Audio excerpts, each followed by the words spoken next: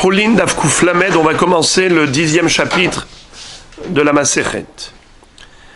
Hazeroa ve'ale hayayim ve'akeva. Nohagin ba'aretz u'bechutz ala haaretz bifnei habayit ve'shelo bifnei habayit ba'choulin avalo ba'mukdashim. De quoi parle-t-on dans ce Pérec? Il s'agit des matnot keuna. Akadosh Baruch Hu a donné 24 cadeaux aux Kohanim. Certains cadeaux sont Kodesh, d'autres sont Choulin. Kodesh, par exemple, Korban Hatat, Korban Hacham, ils doivent manger les Kodesh Kadashim. Mais il y a des parties qui sont moins Kadosh, comme par exemple la Terouma. C'est Kadosh, mais pas autant que le Korban. Il y a des cadeaux qui sont totalement Choulin, comme par exemple Zeroa, les Hayayim, Keva. C'est exactement comme le Maaser Rishon pour le Lévi. On doit prélever la dîme des céréales. On donne à qui? Au Lévi. Au Kohen, qu'est-ce qu'on lui donne? La Terouma. La Terouma, c'est Kadosh. Mais le Maaser Rishon du Lévi, ce n'est pas Kadosh. C'est un don que l'on doit. C'est un cadeau. C'est un don. Mais il n'y a pas de Kedusha.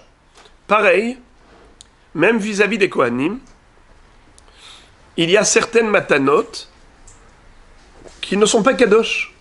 C'est un devoir de don. On doit leur offrir cela, mais il n'y a pas de Kedusha. C'est quoi? Zeroa, les Hayayim et Keva.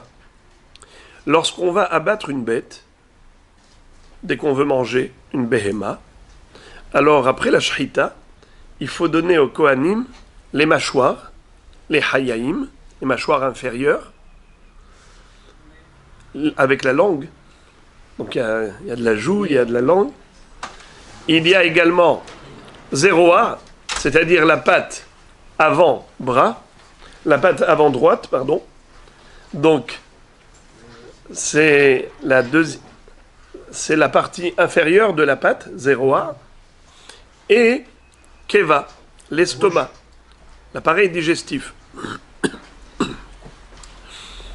D'ailleurs, entre parenthèses, il est bon de rappeler que ces 3 cadeaux ont été offerts aux Kohanim par le mérite de Pinchas. Pinchas n'était pas Kohen. Il est devenu par le biais de son acte héroïque. Il s'est levé, il a pris son courage à 2 mains, il a levé l'épée et il a avec sa lance embroché ces 2 Rechaim, Zimri ben Salou et Cosbi Batsour, qui ont fait une avera en rentrant dans la tente en public pour défier Moshe Rabbeinu, pour libéraliser ce qui était interdit. C'est comme ça que il y a une colère divine qui s'est enflammée contre Israël. Mais grâce à qui? La colère divine s'est apaisée par l'acte héroïque de Pinchas. Il n'était pas Kohen auparavant, puisque Akadosh Baruch Hu avait dit à Moshe Rabbeinu de sanctifier en tant que Kohanim Aharon à Kohen et ses 2 enfants, Elazar et Itamar. Mais Pinchas était déjà né. Pinchas ben Elazar ben Aaron à Kohen, Pinchas, comme il était déjà né et qu'il n'a pas été désigné pour devenir Kohen, comme Akadosh Baruch Hu l'a demandé à Moshe Rabbeinu, donc il n'était pas Kohen. Il était Lévi. Lesquels descendants des Kohanim deviendraient Kohanim? Ceux qui allaient naître plus tard. Ceux auxquels Aaron à Kohen, ou plutôt Elazar et Itamar, les enfants de Aaron, donneraient naissance une fois qu'ils sont devenus Kohen. Donc le fils de Monsieur Cohen est Cohen. Mais Pinchas était déjà né. À quel moment? Lorsque Elazar n'était pas encore Cohen. Qu'est-ce qu'il était? Lévi. Donc Pinchas, qu'est-ce qu'il était? Lévi. Quand Dieu a dit de nommer Elazar comme Cohen, il n'a pas dit Pinchas. Donc Pinchas est resté Lévi, et son père est devenu Cohen. Quand est-ce que Pinchas est devenu Cohen? Par son mérite personnel.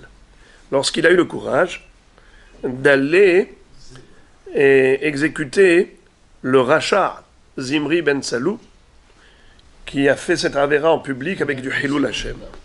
Là, à ce moment-là, Pinchas, Akadosh Baruch Hu va dire Ve'aitalo unzaro harav berit kehunat olam. Je lui offre la kehuna.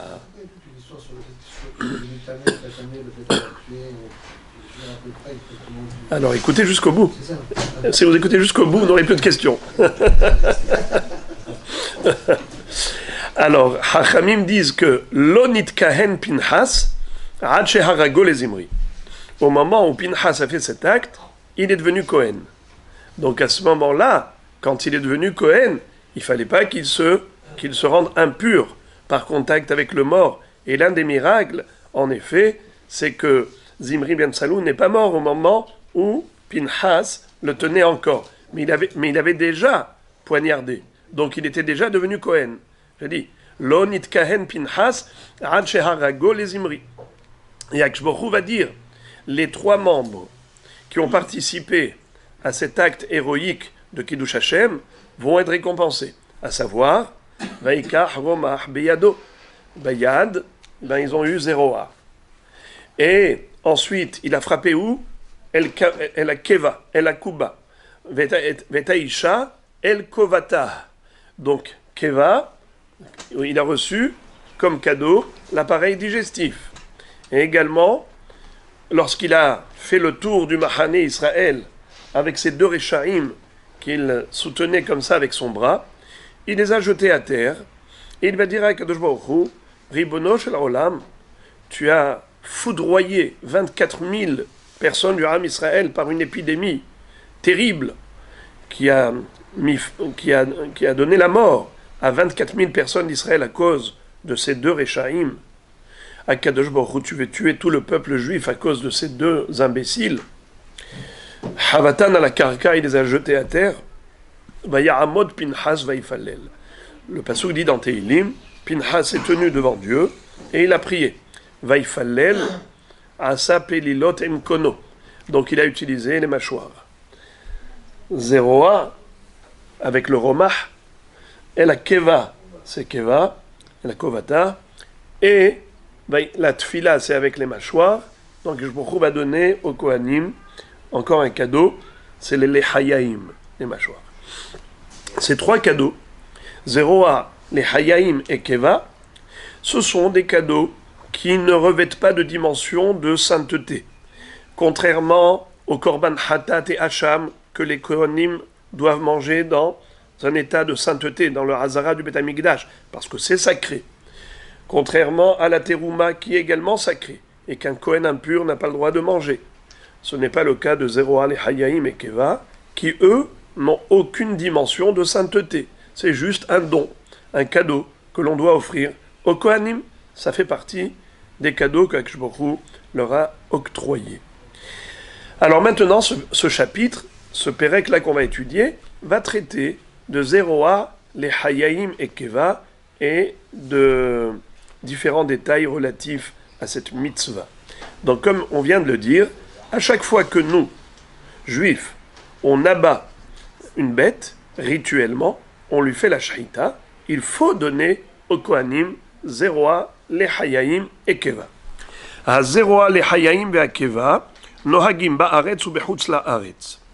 Puisque c'est une mitzvah qui n'est pas relative à l'agriculture, ce n'est pas dépendant de la terre, donc il n'y a pas de différence entre chutz la'aretz ou Eretz Israël. C'est une mitzvah qui est applicable partout dans le monde. Bifnei habayit veshelo bifnei habayit. Il n'y a pas de différence entre à l'époque où le Beth Amikdash existait ou après sa destruction. La mitzvah, elle est intemporelle. Donc vous l'avez compris, il y a ici 2 détails. Le temps et l'espace. Le temps n'est pas limité. Que ce soit à l'époque du Beth Amikdash ou après la destruction du Beth Amikdash, tout le temps, il y a une mitzvah de donner Zoa lechayaim et keva au Kohanim. L'espace, pas uniquement en Eretz Israël, même en Chutz La'aretz. Il n'y a pas d'espace limité. C'est partout. Pardon? On devrait le faire. Seulement, comme les Kohanim, on joue sur le fait que les Kohanim, on n'a pas de Hazaka, alors le Kohen ne peut pas venir nous réclamer ça, il ne peut pas nous poursuivre en justice. Et en plus, c'est le Mammon à Shevet. Hein? C'est ça. Pourtant, il faut bien Birkat Kohanim, c'est vrai. C'est-à-dire tout ce qui est bon à prendre, on le prend. Donner, c'est une autre histoire. Mais on ne peut pas leur donner, par exemple, la hala et ainsi de suite. Hein?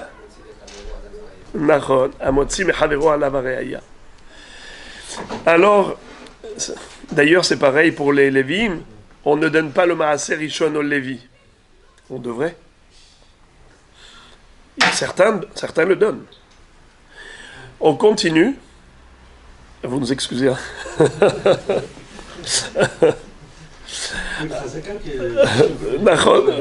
Mais nous, on joue. Là où on trouve des failles, on essaye d'échapper.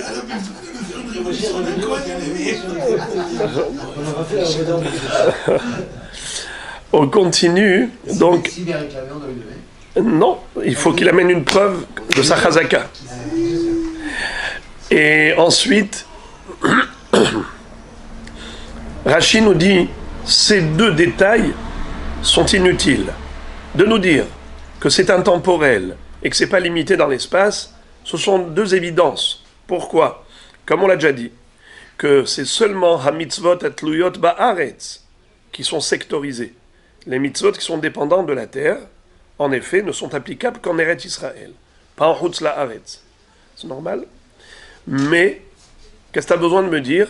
Qu'une mitzvah qui n'est pas agricole s'applique partout. C'est évident. Réponse, ce sont deux détails qu'on a cités, mentionnés dans la Mishnah, comme préambule au détail principal. Lequel? Le troisième. Bahulin, aval, lo, bamukdashin. C'est-à-dire, le din de Zéroa, les Hayaim et Keva, ce sont des prélèvements qu'on doit effectuer que sur des bêtes profanes. C'est quoi bête profane? Une bête que je veux manger. Là, je dois prélever Zéroa, les Hayaim et Keva et donner au Kohanim. Par contre, lorsqu'il s'agit de Mokdashin, des korbanot, korban shlamim, korban... Les korbanot, est-ce qu'il faut que je prélève et que je donne au Kohen Zéroa, les Hayaim et Keva? Hatat et Hacham, de toute façon je lui donne tout. Mais shlamim, je lui donne pas tout. Shlamim, je lui donne que Hazé Vachok. Nachon, la poitrine et le choc. Je lui donne pas les Hayaim, je lui donne pas la Keva. Ça, moi, je le mange. Alors, ça, c'est un hidouche. Nous aurions pu croire que la mitzvah de donner Zéroa, les Hayaim et Keva au Kohanim, c'est applicable pas uniquement pour Holin, mais même pour les korbanot, shlamim. C'est ça le hidouche de la Mishnah. Bahulin, aval, lo bamukdashin. Pour les korbanot, on n'a pas besoin de leur donner ces trois cadeaux, Zéroa, les Hayaim et Keva. Parce que le choc, Hazé va choc, c'est depuis l'épaule. Alors que le Zéroa, c'est que dans la partie inférieure de la patte. La patte avant droite. Nachon? Ça, c'est le principal hidouche de la Mishnah.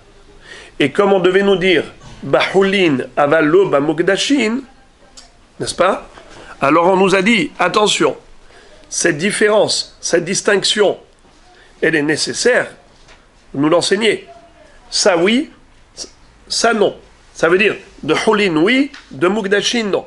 Par contre, entre Hutzla Aretz et Eretz, il n'y a pas de différence. Entre Bifne Abayit et Veshelo Bifne Bet Hamikdash, il n'y a pas de différence. C'est la raison pour laquelle il a fallu parler de certains détails qui a priori sont inutiles, parce que c'est quelque chose que j'aurais pu comprendre tout seul, mais c'était pour m'enseigner le troisième détail, qui lui était utile. Je répète la Mishnah depuis le début. Hazeroa ve'al hayayim ve'akeva nohagim ba'aretz ubechutza la'aretz bifne habayit ve'shelo bifne habayit bahulin aval lo bamukdashin. Et la Mishnah de nous dire, pourquoi j'aurais pu penser que la mitzvah de Zeroa Lechayaim et Keva serait applicable pas uniquement au Holin, mais même au Mukdashin. Pourquoi j'aurais pu penser que même des Korban Shlamim, il faut donner au Kohen Zeroa Lechayaim et Keva? Pourquoi j'aurais pu penser cela? Chez Haya Bedin, car j'aurais pu le déduire par Kalva Homer. Lequel? Uma imahulin she'enan hayavin behaze vashok, hayavin bematanot, kadashim shehayavin behaze vashok, enodin shehayavin bematanot. Talmud lomar, va eten otam le Aharon haKohen ulbanav lechok olam. En lo ela ma she'amur ba'inyan. Qu'est-ce que ça veut dire? Ça veut dire que on aurait pu se tromper. On aurait pu faire un Kalva Homer, un raisonnement a fortiori. Lequel?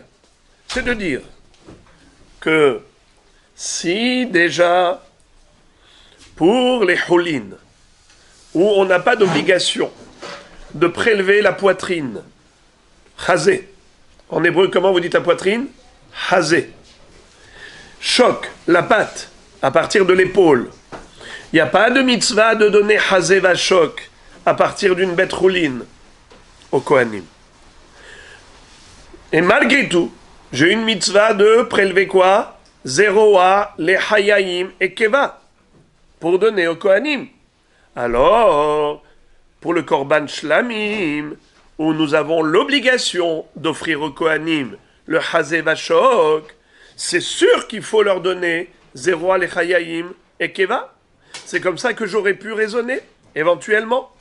Ça veut dire que le Korban Shlamim est soumis à des prélèvements plus qu'une Behema Holin. Puisque au niveau des Mukdashim, il faut donner Chazé Vachok, alors qu'au niveau Holin, je n'ai pas besoin de donner Chazé Vachok. Alors j'aurais dit, si déjà, pour une bête qui n'est pas soumise au prélèvement de Chazé Vachok, il faut donner malgré tout Zeroa Lechayaim et Keva, à plus forte raison, une bête qui est soumise au prélèvement de Chazé Vachok, c'est sûr qu'il faut prélever aussi Zeroa Lechayaim et Keva. J'aurais pu raisonner ainsi, par Kalva Homer. C'est pour ça que la Torah a eu besoin d'écrire un mot, pour exclure ce Kalva Homer. Lequel mot? Otam. À propos du Chazé Vachok, la poitrine et la patte qu'il faut donner au Kohanim en prélevant du Korban Shlamim, la Torah dit va eten otam les Aharon haKohen ulbanav lechok olam. Dieu dit je les ai offerts à Aaron et ses enfants, définitivement. En parlant de Chazé Vachok, va eten otam. Quand tu dis otam, on n'a pas dit va eten les Aaron ou le banav. On parlait déjà de Chazé Vachok. Tu aurais pu économiser le mot otam. Pourquoi tu as écrit otam? C'est pour dire otam ken zeroa le hayaim vekeva lo. Ça veut dire que c'est seulement le Chazé Vachok qu'il faut prélever du Korban Shlamim pour l'offrir au Kohanim.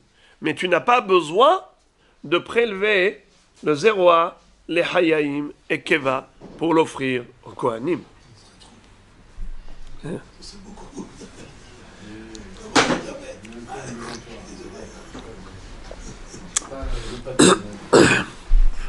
Ken, lisez la Gemara. C'est juste à titre de pédagogie que je vous fais sauter la suite de la Mishnah pour ne pas se perdre. Pour rester dans le même sujet, je vous invite à regarder le début de la Gemara. Regardez s'il vous plaît. La Gemara fait le raisonnement suivant.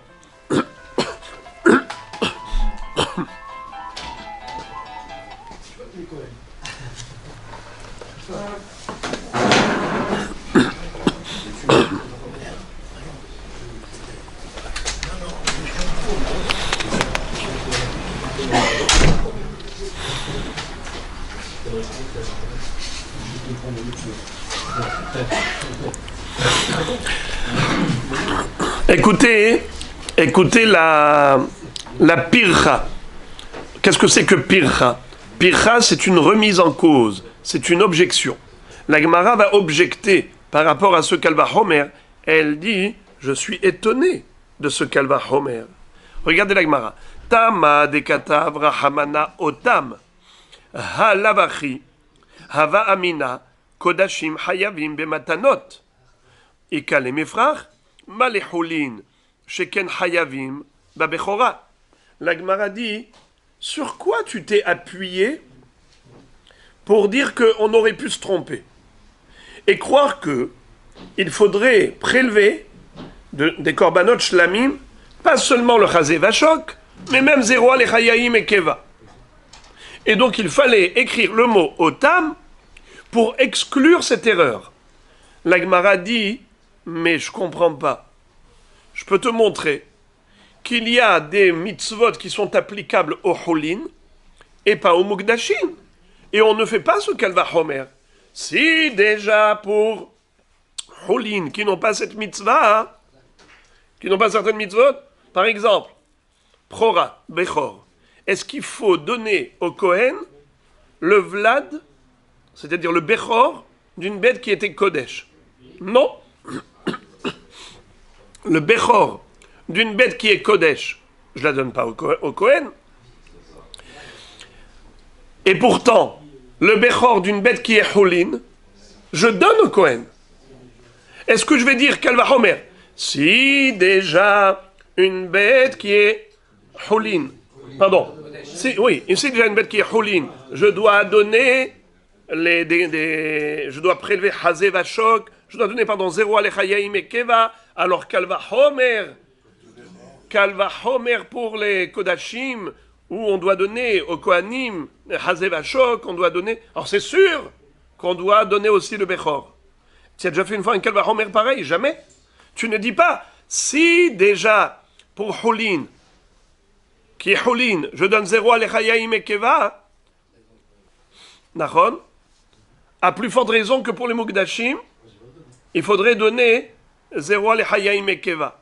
Qu'est-ce que ça veut dire ça? Alors fais la même chose pour Bechor.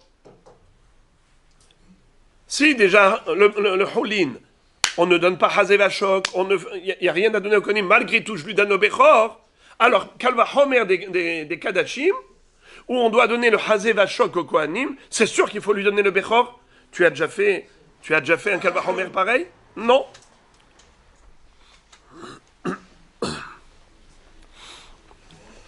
La Gemara dit, ça ce n'est pas un Kalva Homer. Pourquoi? Titim et Zecharim. Zecharim, le Zachar.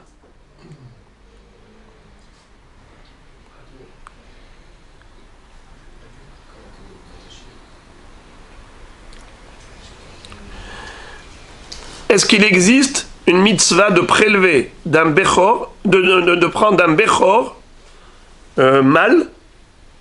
Est-ce qu'il existe un Bechor d'une bête qui est mâle? Non. Tout Bechor est né d'une femelle. On n'a jamais entendu parler qu'un mâle a enfanté. Nachon. Donc, et pourtant, on donne zéro à les Hayaim et Keva. Comment? L'aîné du père. Mais de qui l'aîné? Naissance de la mère, mais l'aîné du père. Non, mais je parle la bête. La bête. De cette bête qui est femelle, il y a deux choses. Il y a zéro al hayaim et keva et il y a bechor. D'accord? Alors, je donne bechor? Oui. Zéro al hayaim et keva? Oui. Cette bête-là, qui est bechor, quand elle est bechora, eh bien, en effet, je peux faire un kalva homer. Si, déjà, je donne chazé vachok, à plus forte raison qu'il faudrait que je donne de cette bête son bechor. Très bien. Mais un mâle qui est zachar, il a chazé vachok, mais il n'a pas de bechor, il n'enfante pas. Donc tu vois, c'est pour ça que la Torah, elle avait besoin d'écrire le mot otam. Pourquoi? Parce que j'aurais pu apprendre des echarim, et là tu peux pas faire cette pircha de bechor. La Gemara dit, mal les echarim, sheken hayavin bereshit hagez. Je peux dire que les bechorim, les Zecharim, ils ont, c'est vrai, là, ils n'ont pas le Bechor, mais ils ont Reshit Hagez. Qu'est-ce que ça veut dire, Reshit Hagez? Lorsqu'on va tondre des moutons, on est obligé de donner 1/60 de la tonte, de la laine, au Kohanim. D'accord? Mais c'est seulement des bêtes qui sont Holin. Est-ce que j'ai la mitzvah de prélever de la tonte de laine des moutons qui sont Kodesh pour donner au Kohen? Non, ça n'existe pas. Donc tu vois que le Reshit Hagez des Korbanot n'est pas offert au Kohanim, et le Reshit Hagez du Holin est offert au Kohanim. Alors pourquoi est-ce qu'on avait besoin de Otam? La Gemara dit Mitiashim. Qu'est-ce que c'est que Tiashim? Tiashim, ce sont des boucs pour lesquels il n'y a pas de mitzvah de donner le Reshit Hagez. Le Reshit Hagez, c'est seulement des kvasim. C'est quoi kvasim? Des moutons qui ont de la laine. Et pas des tiashim, pas des boucs. La Gemara dit d'accord, mais même les boucs, mal et tiashim, sheken nichnasim ladir le ta'aser. C'est-à-dire, le taïch, on n'a pas de preuve à partir d'un taïch pour des kodashim. Pourquoi? Parce que le taïch, il y a une mitzvah de maaser. Est-ce que j'ai une mitzvah de prélever le maaser de korbanot? J'ai plein de korbanot. Est-ce que je prends 1/10 qui est maaser? Non, ça n'existe pas. Maaser, c'est que dans Holin. D'accord? Alors la Gemara dit, pourquoi j'ai besoin du mot otam? Pour exclure? C'est pas vrai. On voit qu'il existe des mitzvot qui ne sont applicables que au Holin et pas au Mukdashin. Par exemple, la mitzvah du maaser. Vous savez c'est quoi maaser behema? Je prélève de chaque 10 behemoth, une behema, je l'offre comme korban. C'est le maaser behema. Est-ce que ça existe pour des bêtes qui sont kadosh? Non. Ça n'existe que pour des bêtes qui sont holin. Alors tu vois qu'il y a des mitzvot applicables que au holin et pas au mukdashin. Alors pourquoi la Torah avait besoin d'écrire un mot de trop, le mot otam, pour nous dire que c'est seulement pour les holin qu'on prélève 0 à les hayim et keva et qu'on donne au kohanim, et pas pour mukdashim. Parce que sinon, on aurait pu faire un kalvachomer. La Gemara dit quel kalvachomer? Que si déjà choulin, on prélève 0 à les hayim et keva, bien qu'il n'y a pas de chazé vachok, à plus forte raison mukdashim, où on prélève chazé vachok, c'est sûr qu'il faut prélever 0 à les hayim et keva. La Gemara dit, c'est pas vrai. Comment tu fais ça? Alors, viens, tu vas faire la même chose pour Bechor. La Gemara dit, Bechor, j'aurais pu parler d'un Zachar. Zachar, il n'a pas de Bechor. Alors la Gemara dit, alors Reshit Hagez, tu vois que les Zecharim, ces mêmes Zecharim dont tu as parlé, il y a quelque chose qui est applicable que pour le Holin et pas pour le Mukdashin. Reshit Hagez, c'est quoi Gez? La tonte. Giza, la tonte. Gozez. Ça, c'est que pour le Holin et pas pour le Mukdashin. La Gemara dit, alors Tiashim, où il n'y a pas de Reshit Hagez. La Gemara dit, ok, Tiashim, il n'y a pas de Reshit Hagez. Ils sont Zecharim, ils sont mal, donc il n'y a pas de Bechor. Mais ils ont tout de même encore quelque chose, une halacha qui n'existe que pour Holin et pas pour Mukdashin. C'est quoi? Maaser, le Maaser Behema, la dîme que l'on prélève des animaux. On fait passer le troupeau au travers du portique. Au moment où on fait rentrer dans l'enclos, dès qu'on arrive au 10e, on trempe son pinceau dans un pot de peinture, on va entacher la peau du 10e mouton qui passe, et on dit « Asiri Ihyeh Kodesh ». Le 10e, il est Kadosh. Et c'est comme ça que chaque 10e sera Korban. Ça, c'est applicable pour les Mukdashim? Non, que pour Holin. Alors, tu vois, la Gemara, pardon. Otam, Hazé Vachok. La Torah nous dit, j'ai Akash Borou qui parle, qui dit, au Bnei Israël, j'ai donné au Kohanim ces cadeaux. Lesquels cadeaux? Hazé Vachok, la poitrine et la patte. Et il les a appelés Otam, pour dire Otam, de la bête quel est le prélèvement à offrir au Kohanim? Il n'y a que 2 prélèvements, la poitrine et le choc. Mais pas zéro alechayaim et keva. La Gemara se demande pourquoi est-ce que on avait besoin d'écrire cette restriction, cette exclusion, et de dire qu'il n'y a pas de mitzvah de zéro alechayaim et keva à partir de korban shlamim. Avait-on besoin de l'écrire? Mais même si la Torah n'avait pas écrit le mot otam, je n'aurais pas pu me tromper. Parce que comment tu aurais pu faire erreur? Par le fameux Kal Vachomer que tu m'as dit? Si, déjà, pour Holin, il faut prélever 0 alechayaim et keva. À plus forte raison pour Mukdashin qu'il faut prélever 0 alechayaim et keva. La Gemara dit, c'est pas vrai. Je vais te démontrer qu'il existe des dinim qui s'appliquent que au Holin et pas au Mukdashin. Bechor. Alors tu me dis non, voilà, on parle le mal. Le mal, il n'y a pas de Bechor. Alors la Gemara dit, Reshit Hagez, c'est que pour Holin et pas Mukdashim. Non, oui, mais ça c'est que les moutons. Mais dans Tiashim, il n'y a pas de Reshit Hagez. Alors on parle de Tiashim. La Gemara dit, c'est pas vrai. Même dans Tiashim, les boucs, où il n'y a pas de Reshit Hagez, il y a tout de même le dîme de Maaser. Maaser Behema, la dîme que l'on prélève du troupeau. Cette dîme-là, c'est une mitzvah qui s'applique que aux Holin, aux bêtes qui sont profanes, et pas Mukdashin, pas les bêtes qui sont korban. Alors tu vois qu'il existe des mitzvot qui s'appliquent aux Holin. La Gemara dit non, on parle de Zekenim. C'est quoi Zekenim? Le din de Maaser n'est prélevé que ceux qui ont été créés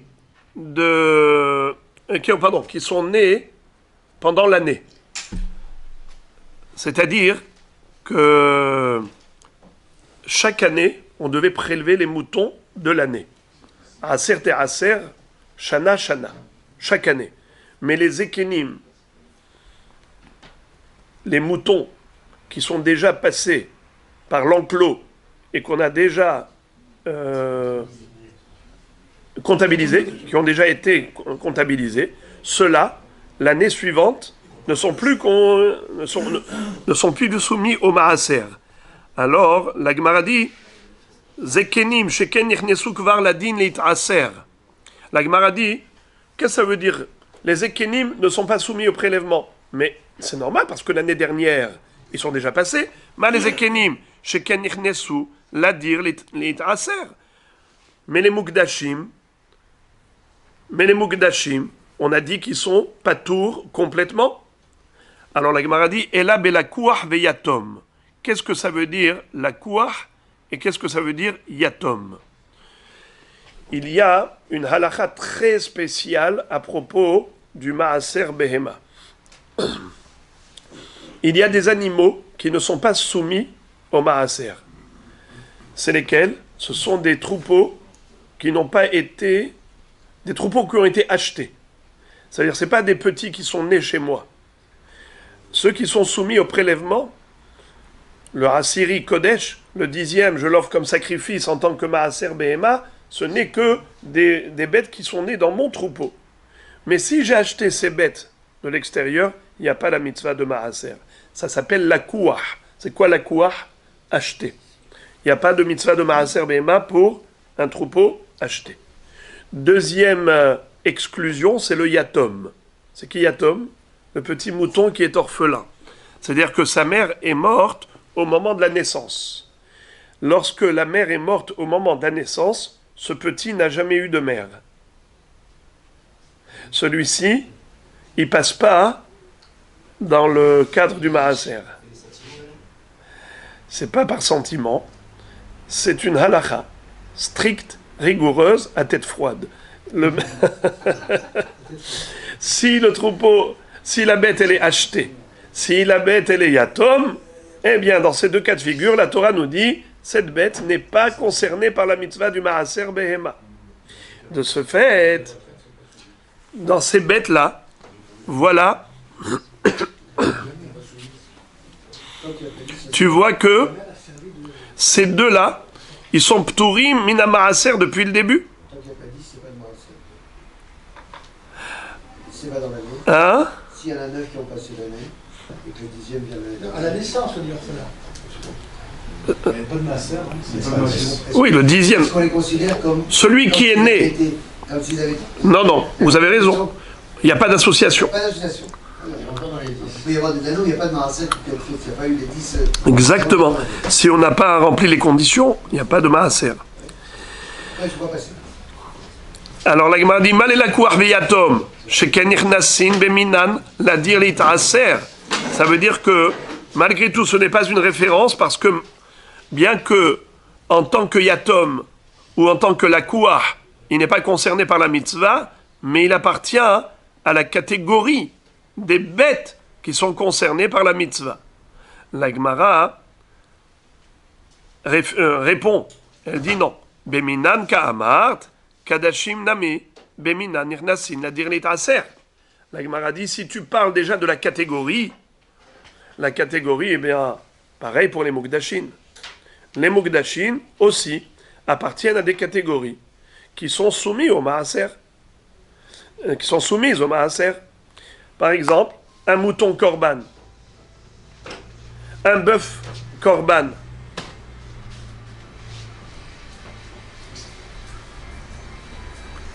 Ça veut dire le bétail, en général, c'est le bétail qui est utilisé en tant que korban. Eh bien, le bétail, quand il est kadosh, c'est vrai qu'il ne passe pas dans l'enclos pour être comptabilisé en tant que maaser. D'accord? Mais ces mêmes bêtes qui sont korban appartiennent à des catégories de bêtes qui sont, oui, en effet, soumises au maaser. Ça veut dire que deux bêtes jumelles sont identiques. Une est kadosh, l'autre elle est houlin. Eh bien la houlin, elle passe dans l'enclos pour être comptabilisée pour le maaser.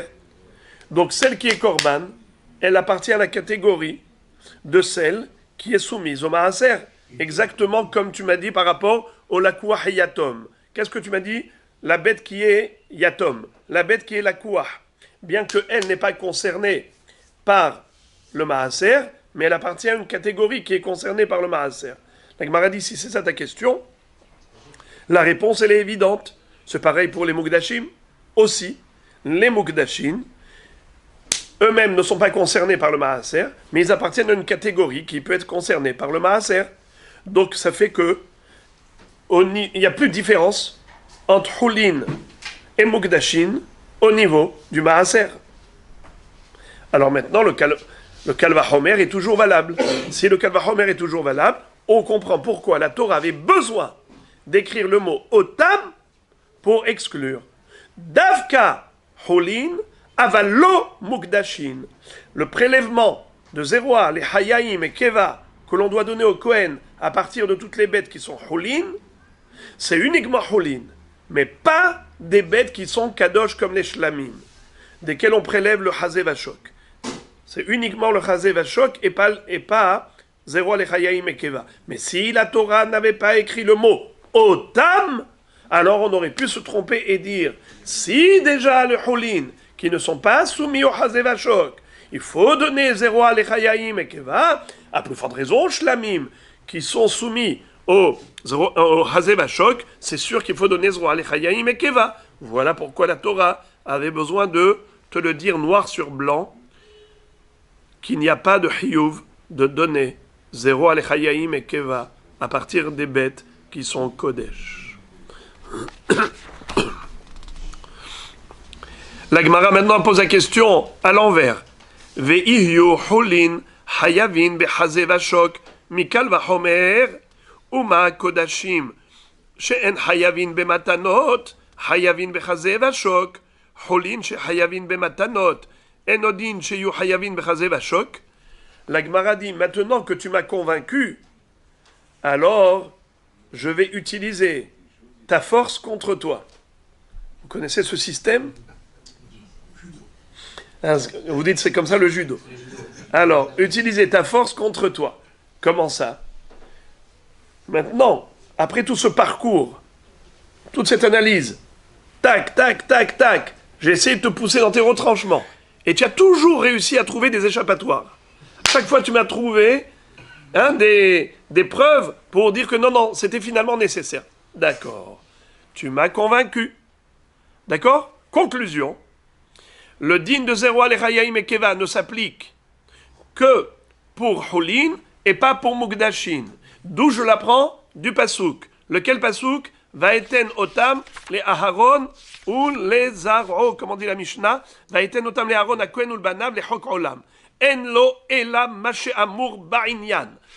Il n'a le droit de recevoir que le chazé vachok, du korban shlamim, rien d'autre.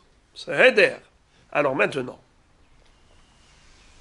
ce Kalva Homer n'est plus bon. Et maintenant, moi je te propose Kalva Homer inverse. Le Kalva Homer inverse.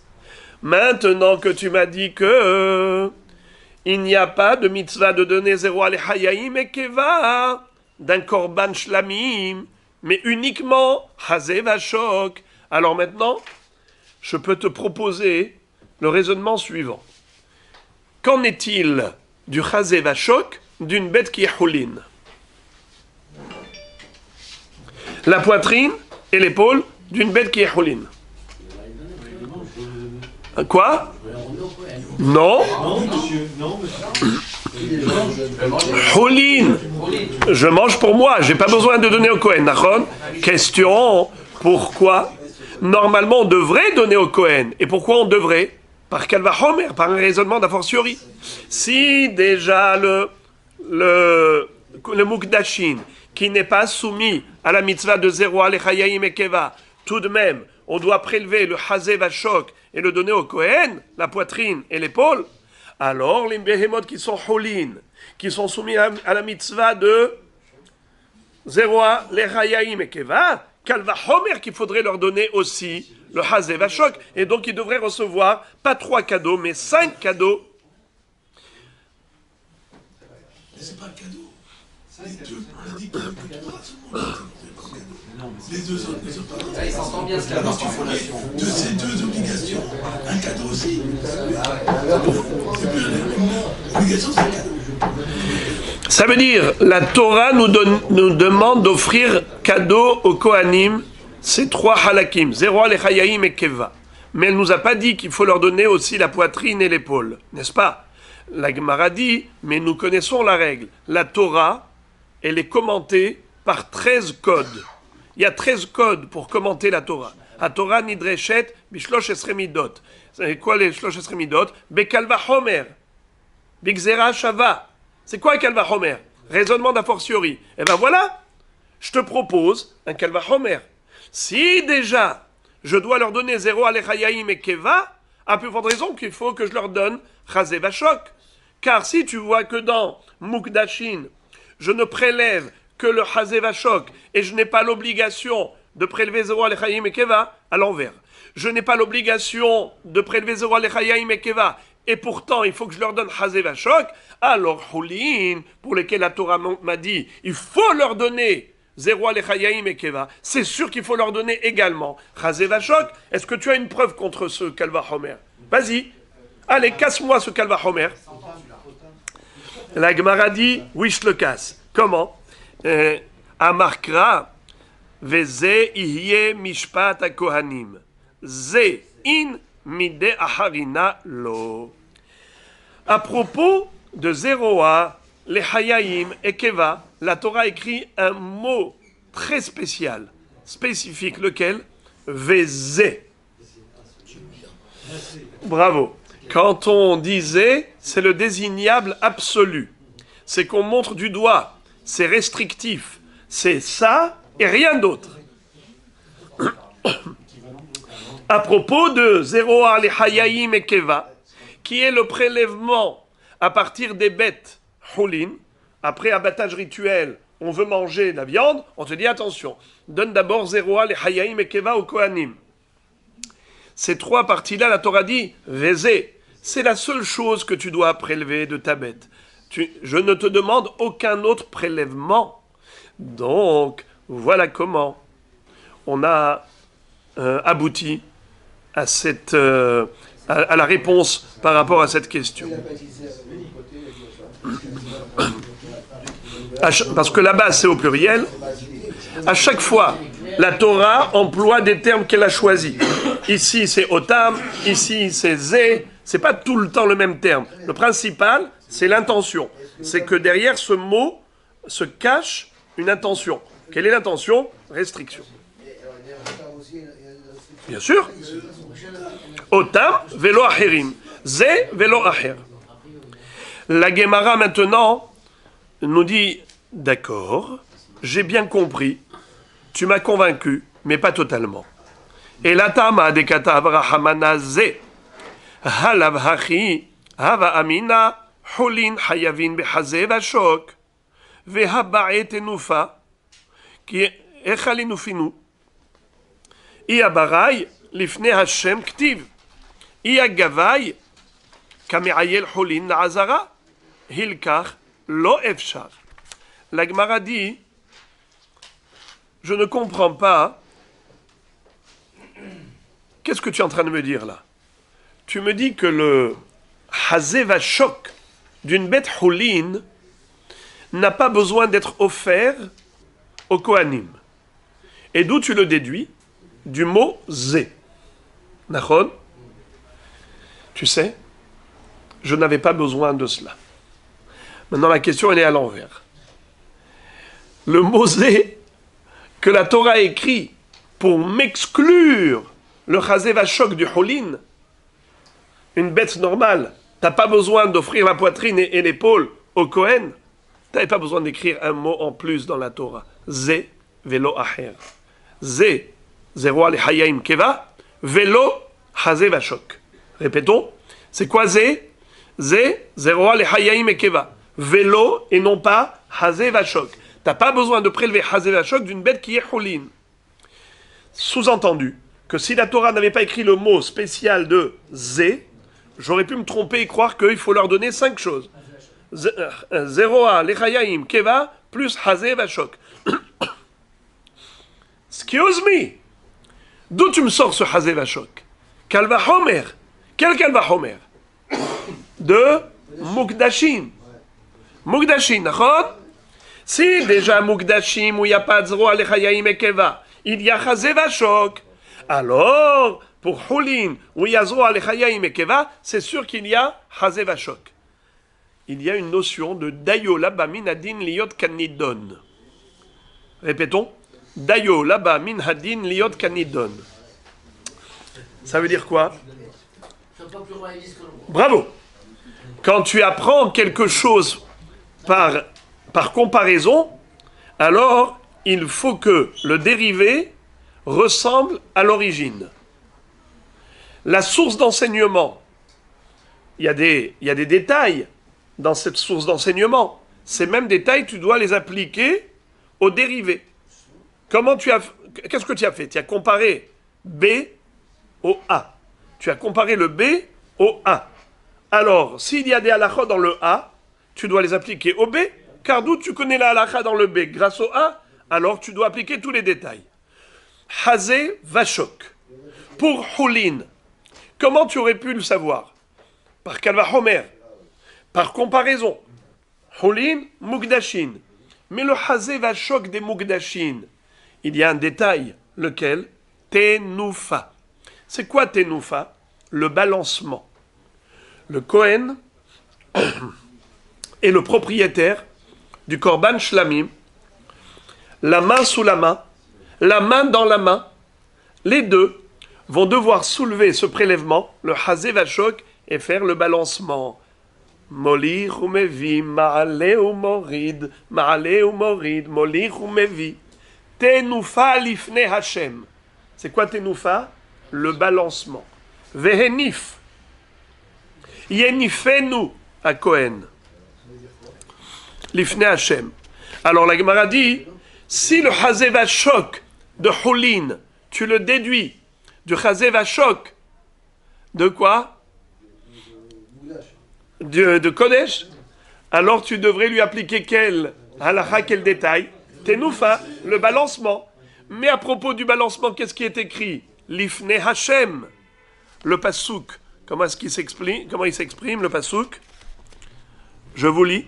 Yadav tevi'ena et ishe Hashem et ha'helev ale hazé yevi'enu et hazé le'anif oto tenoufa lifne Hashem. Vous entendez? Le chazé, qui est chazé à tenoufa. Comment il s'appelle le chazé, la poitrine? Tenoufa, balancement. Ve et shok à terouma. C'est quoi terouma? Prélèvement. Les harim, allez morid, tenoufa, molich ou mevi. La kartim et ben Israël, mizivhe shalmehem, va eten otam le Aaron a Kohen ou le banav le chok olam et ben Israël. Et cette tenoufa, ce balancement se faisait où? Dans le Beth Amikdash? Devant Dieu.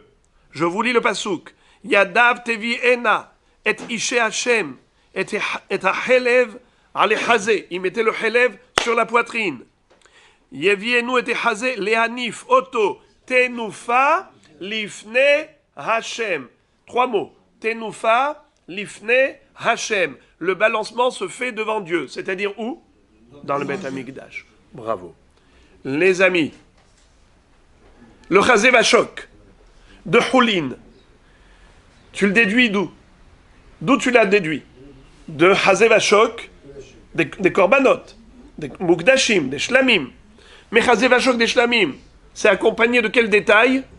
L'opération balancement. Devant qui? Devant Hachem. Alors maintenant, le chazé vachok du Choulin, chazé vachok d'une bête qui est profane. Tu veux le donner aussi au Kohen? Alors, ok, donne au Kohen. Ça aide. D'accord? S'il n'y avait pas écrit le Mosé, j'aurais pu me tromper. Kalva Homer. Si déjà une Behema qui est Kodesh, où on ne donne pas le zéro à l'Echayaim et Keva, on donne chazé vachok, alors une bête qui est Choulin, où on donne zéro à l'Echayaim et Keva, Kalva Homer qu'il faut donner chazé vachok.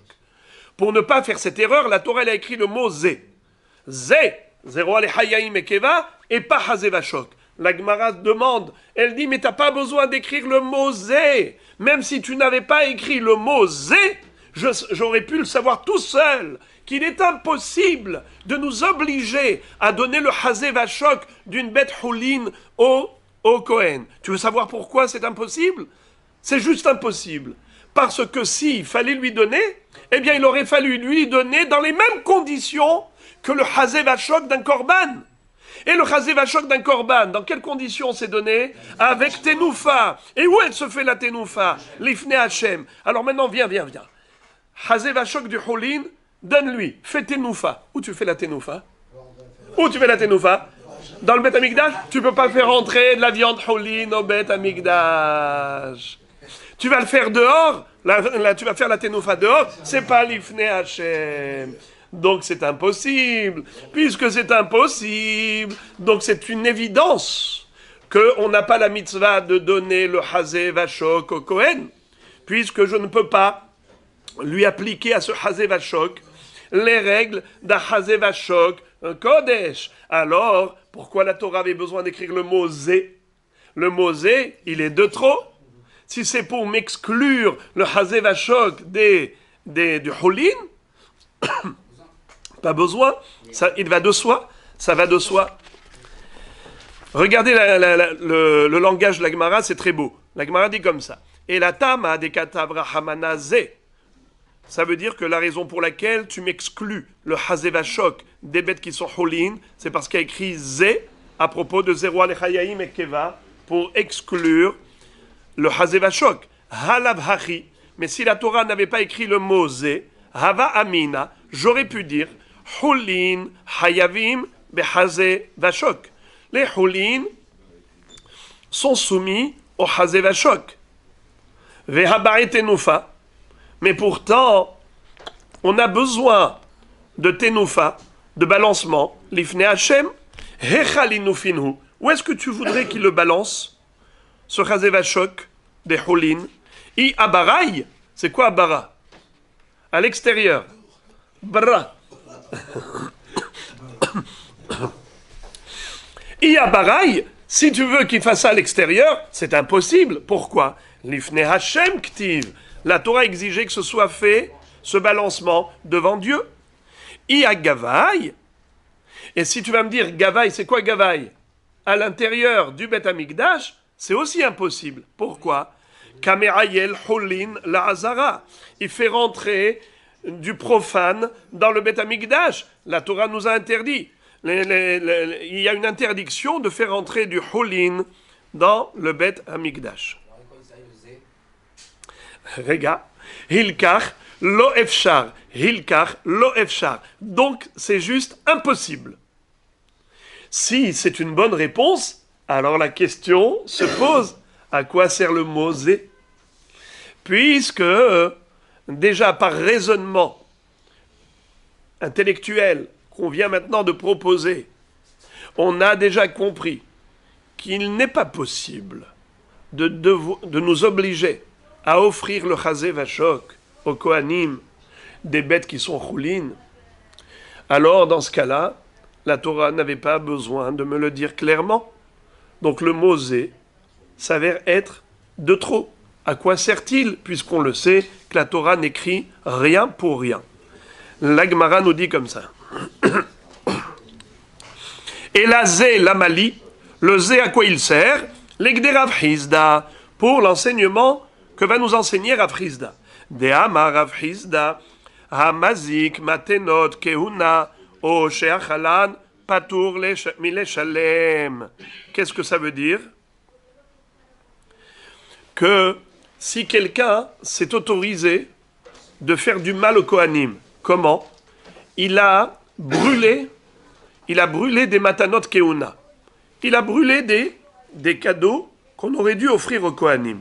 Ça veut dire, moi, je devrais par exemple leur donner 0 alechayaim et keva, et je les ai jetés dans la mer, au lieu de donner au Kohen. Ou bien, par exemple, j'ai mangé. J'ai volé le 0 alechayaim et keva. Donc il devrait me poursuivre en justice. Eh bien non. La Torah dit zé. Vezeye mishpat kohanim.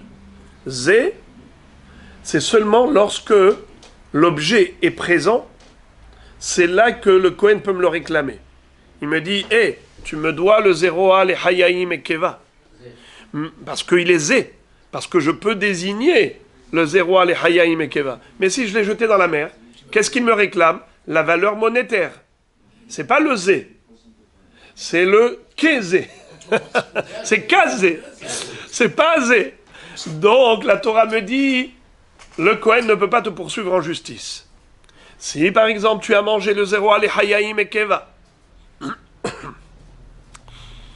et il vient te réclamer, il te poursuit en justice, tu lui sors le pasouk. Zé. Vezeye mishpat kohanim.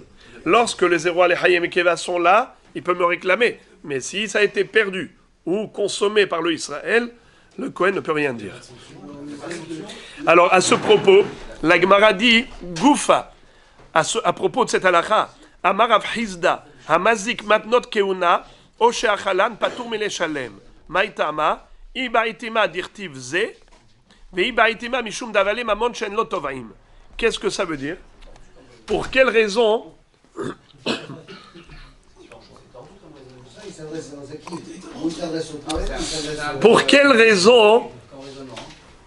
le Kohen ne peut pas me réclamer un contre-remboursement?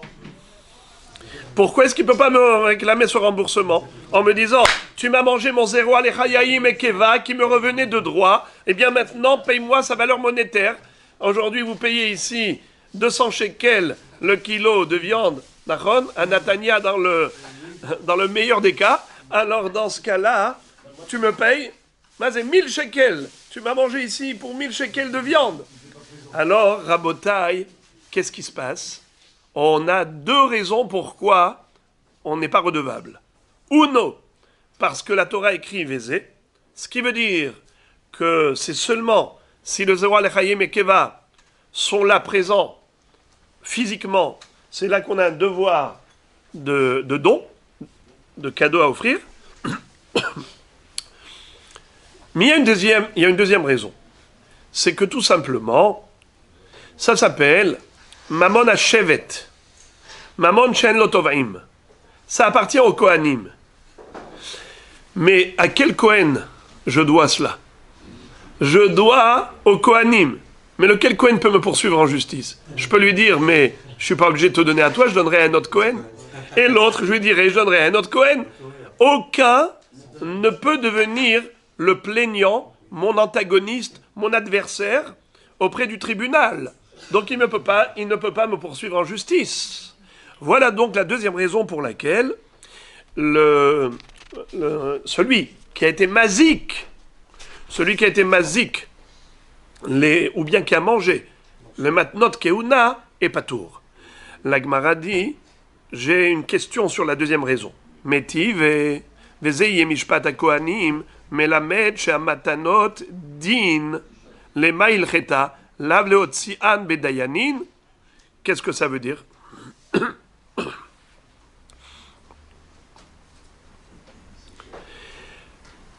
Vezei iye mishpat hakohanim.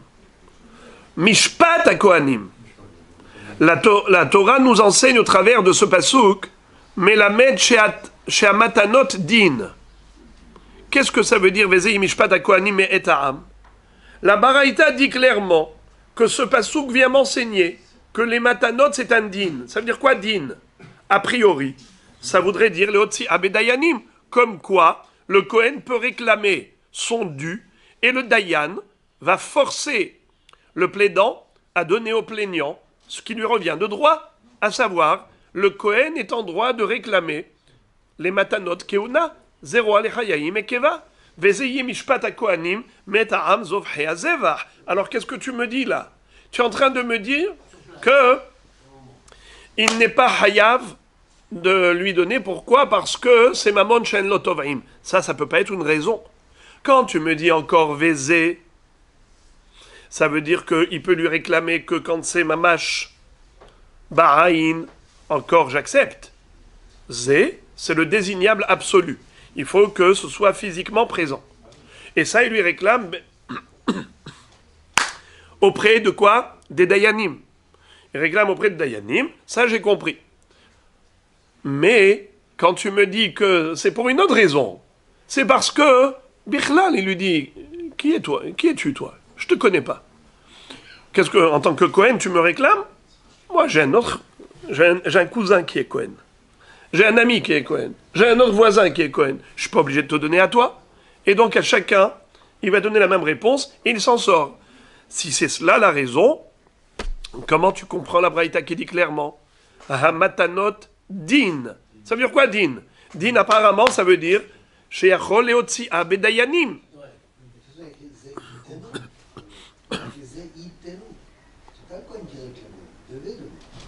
Non. Pourquoi vous avez inventé un passouk qui n'existe pas? Répétez le passouk, j'ai pas entendu. Trouvez-moi ces mots. Non, trouvez-moi ces mots avant de continuer. Je vous relis le passouk. Vezeiye mishpat hakohanim me'et ha'am zov hazeva. Où vous avez trouvé le mot itenu? Non. Je vous relis le passouk. Veze ihye mishpat hakohanim me'et ha'am me'et zovhe hazevach imshor imse. Voilà. Donc, mishpat hakohanim. La Torah ne t'a pas dit simplement tu te donneras. La Torah te dit mishpat hakohanim. C'est quoi ce mot-là, mishpat? C'est juridique. C'est din. You understand, my friend? Alors. Parce que dans le premier cas, on avait dit zé. Alors, s'il n'y a pas écrit zé, alors pourquoi on implique le zé au donneur et pas au receveur? Dans le premier cas, on a impliqué le zé au donneur. Dans le deuxième cas, on a impliqué le zé au receveur. C'est la question de la Gemara. C'est bidiouk. La question de la Gemara est pourquoi est-ce que tu as dit qu'il peut s'en sortir et tirer son épingle du jeu très facilement en se moquant du Kohen? Il lui dit. T'es pas le seul Kohen du monde. Il y en a 36 000, eh ben je pourrais donner à un autre. Et c'est comme ça qu'à chacun, il raconte la même histoire. Nachon, mais c'est pas possible de dire une chose pareille, puisque la Baraïta dit clairement Vezeye mishpat hakohanim mikan shamatanot din. Ça veut dire quoi? A priori, le mot din, ça veut dire que ça devient une affaire judiciaire, juridique, et que, juridiquement parlant, le Kohen est en droit de réclamer son dû. C'est la question.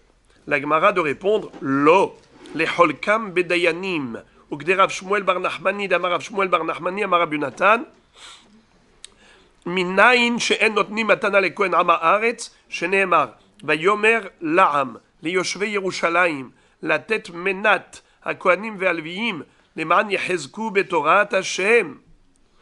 כל המחזיק בתורת השם, יש לו מנת, שאינו מחזיק בתורת השם, אין לו מנת. Qu'est-ce que ça veut dire? Le mot din, ça veut dire que il est du pouvoir des Kohanim de décider à quel Kohen donner. C'est-à-dire, là c'est quelque chose à hérisser les cheveux, c'est que le roi Hizkiya, qui prenait la notion essentielle dans le judaïsme, qui est celle de l'étude de la Torah, il disait que parmi les Kohanim, il y a deux catégories. Il y a ceux qui étudient la Torah et ceux qui veulent l'ignorer, qui ne font aucun effort pour fixer du temps pour l'étude. Ceux-là, on les appelle Kohanim am haaretz. Hizkiya HaMelech a dit, vous donnerez 0 alechayim et keva uniquement aux Kohanim Talmidei Chachamim, qui étudient la Torah. Les Kohanim am haaretz, qui ne veulent pas étudier, ne leur donnez pas les cadeaux auxquels ils ont droit selon la Torah. Ça veut dire que dans la théorie, ils ont droit, mais dans la pratique, vous ne leur devez rien. Ça, c'est un chiddush extraordinaire qu'on déduit du mot Vezeye Mishpat HaKohanim. Les Dayanim, ce sont eux qui vont fixer à qui donner et à qui ne pas donner. Ça veut dire, normalement, ils sont tous Kohanim. C'est Shevet HaKohanim. Les Dayanim ont un pouvoir législatif et exécutif de pouvoir légiférer ces dons. Vous donnez uniquement aux Kohanim Talmidei Chachamim et pas au am haaretz. Ça, c'est quelque chose qu'il fallait déduire d'un pasouk. On ne pouvait pas l'inventer. On l'apprend du pasouk Vezeye Mishpat HaKohanim. Vous avez, vous les Dayanim, la possibilité de fixer en tant que shoftim le Mishpat HaKohanim. Même dans la tribu des Kohanim, les Dayanim ont leur mot à dire. Et dire, voilà, vous donnez au Talmid Chacham, pas au am haaretz. Et ça ne nous étonne pas. Que ce soit le roi Hizkiya qui ait décidé ainsi. Car lui, nous le savons, il avait réussi à entraîner tout le peuple juif à l'étude de la Torah jour et nuit. Quand il leur a dit, en accrochant devant la porte du Beth Midrash, un Sefer Torah et une épée. Il leur a dit, au Sifra, au Saïfa. Choisissez. C'est ou le Sefer Torah ou l'épée. Qu'est-ce que ça veut dire? C'est pas qu'il leur a dit la dictature, il était là avec une épée, ou tu étudies la Torah ou je te tue. Évidemment que non. Ça veut dire que il leur a dit, sachez que l'épée Damoclès, elle plane au-dessus d'Israël. Malheureusement, cette petite brebis est toujours pointée par les 70 loups. Les nations du monde ne supportent pas notre existence. Qui est-ce qui pourrait nous sauver de cet antisémitisme? Eh bien, c'est la Torah. La Torah, c'est le dôme de fer. La Torah, c'est elle, la kippa de Barzel, qui nous protège de toutes ces épées. Eh bien, venez étudier. Sinon, chas v'shalom, il y a l'épée. Au Sifra, au Saïfa. Eh bien, quand ils sont venus étudier la Torah en journée, il leur a dit, ça ne suffit pas. Il leur a dit, venez étudier la Torah même la nuit. On dit, mais en journée, on a, Baruch Hashem, l'éclairage de la journée. Hein? À Ismach Moshe, on a vu sur mer, donc même sans... On a vu sur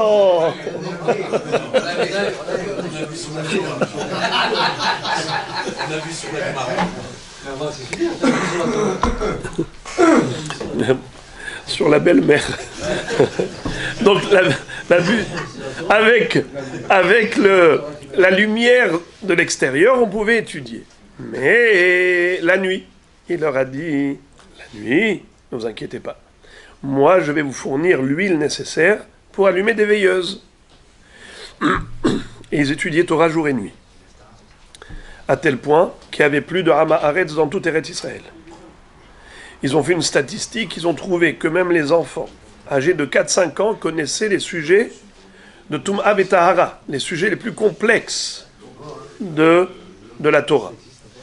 Et à cette époque, quand le roi Sancheriv, le roi assyrien, avait assiégé Yerushalayim, et que Chizkiah HaMelech a demandé à Dieu son secours, et que pendant la nuit de Pessah, c'était la nuit de Pessah d'ailleurs, le 15 Nissan, 14 au soir, c'est là que l'ange Gabriel a frappé tout le camp assyrien, et que le lendemain matin, on n'a trouvé que des cadavres autour des murailles de Jérusalem. Le pasuk va dire Hubal ol mi pene shamen, Hubal olo shel Sancheriv, mi pene shamno shel Chizkiah. Qu'est-ce que ça veut dire? Ce rachat de Sancheriv avait établi autour des murailles de Jérusalem un étau de fer, un siège duquel on ne pouvait pas sortir. Si on fait le calcul, quand vous lisez le Targum en araméen de Yonatan ben Oziel, qui traduit les psukim de Od Hayom ben Nof, Yenofef Yado Kol Hayom Harbat Sion, eh bien lui, ce rachat-là, était venu avec 2 600 000 soldats pour attaquer Yerushalayim.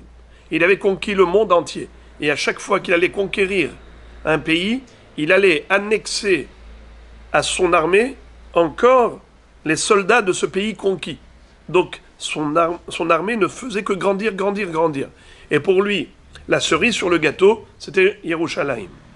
Yerushalayim, c'était la ville convoitée par le monde entier. Alors, quand il est arrivé, il voit une petite ville avec quelques murailles. Il a dit, mais c'est quoi ça? Avec sa main, il disait, mais je me suis fatigué pour rien. Moi qui me suis préparé à cette grande attaque, il dit, mais en 2 secondes, cette ville, elle tombe entre nos mains. Pas besoin de me fatiguer maintenant. On va se reposer et demain matin, on s'en occupe. C'est le lendemain matin, il n'y avait plus personne. Il n'y avait que 5 rescapés. Sancheriv, Nebuchadnezzar, Nebuzaradan et 2 autres soldats. C'est tout. 5 rescapés. Et lui-même, en constatant le miracle dont il a bénéficié, il s'est dit que certainement son sauvetage est dû à son idole, qui a résisté au Dieu d'Israël. Il s'est promis d'offrir à son idole ses 2 enfants. Lorsque ces 2 enfants ont pris connaissance de son complot, ils l'ont accompagné à la maison de culte idolâtre. Chemin faisant, ils l'ont poignardé. Donc Sancheriv est mort assassiné par ses propres enfants, mort de chien. Ça, ce nes-là a eu lieu à l'époque du roi Chizkiah, descendant de David à Melech, au point où nos maîtres vont dire Raoui Haya, Chizkiah, Liot Mashiach.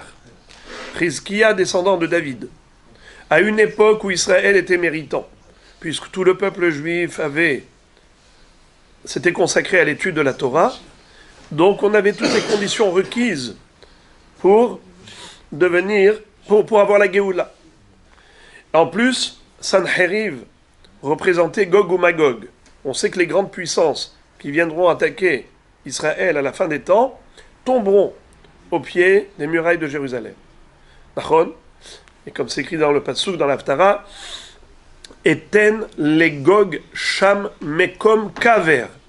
Et Dieu va offrir une sépulture à tous ces cadavres de Gog ou Magog, comme récompense à Yéphet. Parce que Gog ou Magog vont descendre de Japhet. Shem, Ham et Yéphet. Ham Israël descend de Shem. Yéphet, c'était l'associé de Shem. Au moment où Ham, son fils Kénaan, lui a dit « Papa, Papy Noach a bu du vin, il s'est enivré, il se trouve dans un état d'ivresse, et que Ham a été castré son père. » À ce moment-là, quand Noach s'est réveillé, il a maudit Ham, Arur Kénaan, Eved Avadim Yelehav, et il a fait une bracha à Shem et Yéphet. Shem et Yéphet, les deux ont pris une couverture, ils ont marché à reculons pour recouvrir la nudité de leur père. Alors Noach va les bénir. Akadosh Baruch Hu va dire, les deux seront récompensés.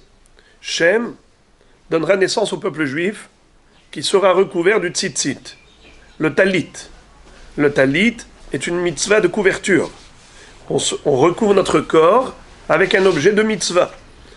Et Gog ou Magog sont descendants de Yéphet. Yéphet aussi mérite une récompense, c'est d'être couvert. À quel moment il sera récompensé? Lorsque viendra Mashiach et qu'ils seront tombés devant les murailles de Yerushalayim, Akadosh Baruch Hu va faire en sorte que tous leurs corps seront ensevelis, ils auront une sépulture digne d'un être humain. Et ils ne seront pas dévorés par les rapaces comme des bêtes. Pourquoi?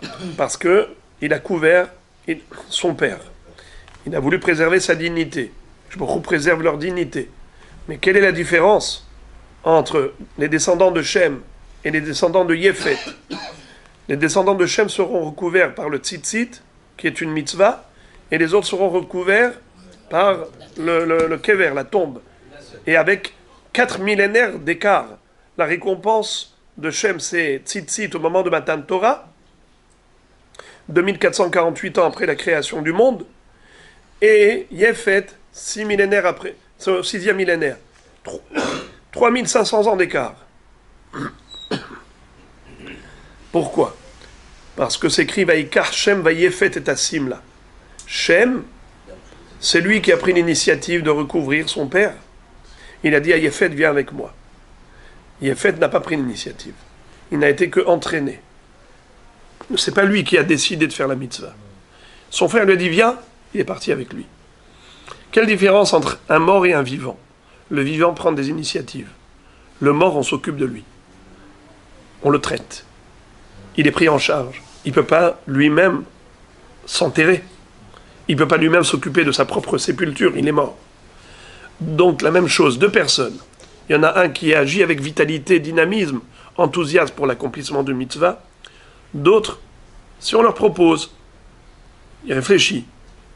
Après, si vraiment on l'entraîne, alors il se laisse entraîner.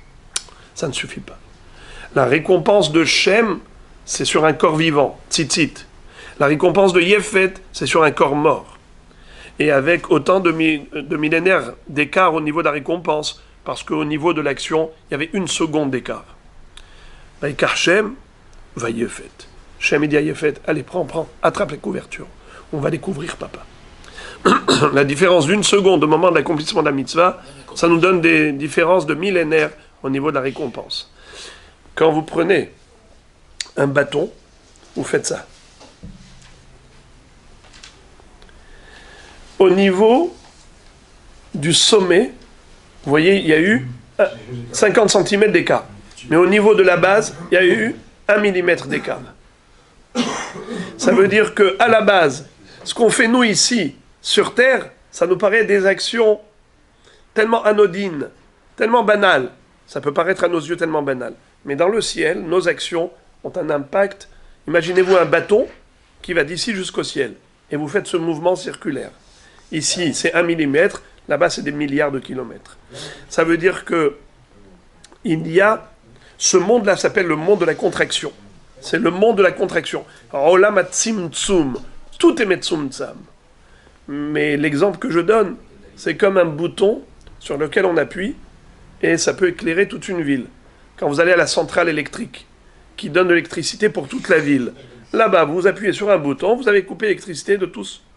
Vous appuyez sur un bouton, vous avez donné de la lumière à tout le monde. Ici, on fait des actes. On va aller maintenant faire Birkat Hailanot. Baruch Hashem, on a cette chance de se retrouver, Baruch Hashem, ensemble, nombreux à aller réciter une bénédiction pour Akadosh Baruch Hu.